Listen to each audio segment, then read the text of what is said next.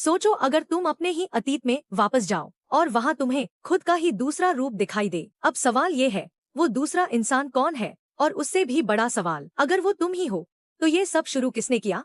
आज की कहानी है टाइम क्राइम्स 2007 की, जहां एक साधारण आदमी की छोटी सी क्यूरियोसिटी उसे ऐसे टाइम लूप में फंसा देती है जिसमें उसका हर कदम उसी खौफनाक घटना को दोबारा जन्म देता है। तो चलिए शुरू करते हैं इस दिमाग घुमा देने वाली कहानी को। कहानी शुरू होती है एक शांत और सुनसान जगह से, जहां हेक्टर अपनी पत्नी क्लारा के साथ एक नए घर में शिफ्ट हुआ है। घर काफी बड़ा है, आसपास हरियाली है और सबसे अच्छी बात, यहाँ शांति बहुत है। लेकिन हेक्टर थोड़ा आलसी किस्म का इंसान है। उसे ज्यादा काम करना पसंद नहीं है। वो आराम से अपनी कुर्सी पर बैठकर समय बिताना पसंद करता है। एक दिन क्लारा किसी काम से बाहर चली जाती है और हेक्टर अकेला घर पर रह जाता है। समय बिताने के लिए हेक्टर अपने बाइनोक्यूलर्स उठाता है और आसपास के जंगल को देखने लगता है। सब कुछ बिल्कुल सामान्य चल रहा होता है, लेकिन तभी उसकी नजर जंगल के बीच एक लड़की पर पड़ती है। हेक्टर देखता है कि लड़की वहां अकेली है और अपने कपड़े बदल रही है। अब हेक्टर को वहां जाने की कोई जरूरत नहीं थी, लेकिन उसकी क्यूरियोसिटी उसे जंगल की तरफ खींच ले जाती है। वो धीरे धीरे जंगल के अंदर पहुंचता है। कुछ दूर जाने के बाद उसे वही लड़की दिखाई देती है, लेकिन अब वो जमीन पर बेहोश पड़ी होती है। हेक्टर उसके पास जाने ही वाला होता है कि तभी अचानक उसके पीछे से एक अजीब आदमी आ जाता है। उस आदमी के चेहरे का एक हिस्सा गुलाबी बैंडेज से ढका हुआ है। हेक्टर कुछ समझ पाता उससे पहले ही वो आदमी सिजर्स से उस पर हमला कर देता है। हेक्टर बुरी तरह डर जाता है और अपनी जान बचाने के लिए जंगल से भागने लगता है। भागते भागते उसे एक साइंटिफिक फैसिलिटी दिखाई देती है। वो किसी तरह अंदर पहुंचता है और वहां मौजूद एक युवा साइंटिस्ट से मदद मांगता है। हेक्टर की हालत देखकर साइंटिस्ट भी घबरा जाता है। वो उससे कहता है कि बाहर एक खतरनाक आदमी है, इसलिए उसे तुरंत छिपना होगा। साइंटिस्ट हेक्टर को एक बड़े मेटालिक टैंक के अंदर जाने को कहता है। हेक्टर के पास दूसरा कोई रास्ता नहीं होता। वो उस टैंक के अंदर चला जाता है। कुछ देर बाद जब वो बाहर निकलता है तो उसे लगता है कि शायद वो बच गया है। लेकिन तभी साइंटिस्ट उसे एक ऐसी बात बताता है जिसे सुनकर हेक्टर के होश उड़ जाते हैं। वो टैंक असल में कोई साधारण टैंक नहीं था, वो एक टाइम मशीन था। और हेक्टर को पता चलता है कि वो लगभग 1 घंटे पीछे अतीत में पहुंच चुका है। अब साइंटिस्ट उसे सबसे जरूरी वार्निंग देता है। वो कहता है कि किसी भी हालत में उसे अपने पुराने वर्जन यानी हेक्टर से नहीं मिलना है, क्योंकि अगर दोनों एक दूसरे के सामने आ गए तो पूरी टाइमलाइन बदल सकती है।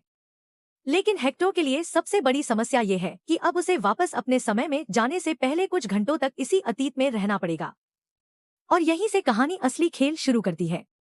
हेक्टर जंगल की तरफ देखता है और उसे धीरे धीरे समझ आने लगता है कि जो कुछ उसके साथ थोड़ी देर पहले हुआ था, शायद वो किसी दूसरे इंसान ने नहीं किया था, बल्कि वो खुद करने वाला है।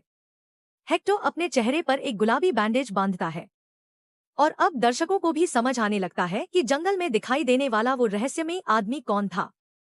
वो आदमी कोई और नहीं, भविष्य का हेक्टर था।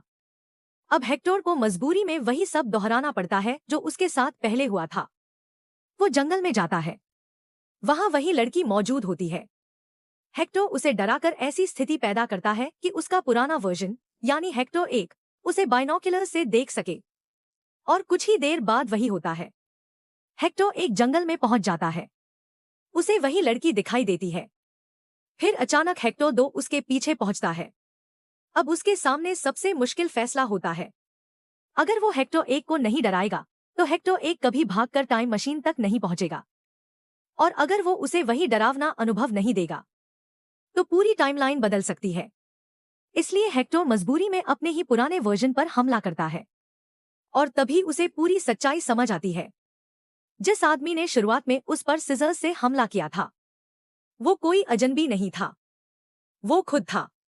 लेकिन हेक्टर अब भी ये मानने को तैयार नहीं है कि सब कुछ पहले से तय है। उसे लगता है कि अगर वो अब अपनी गलतियों को ठीक कर दे तो शायद ये पूरा टाइम लूप खत्म हो सकता है।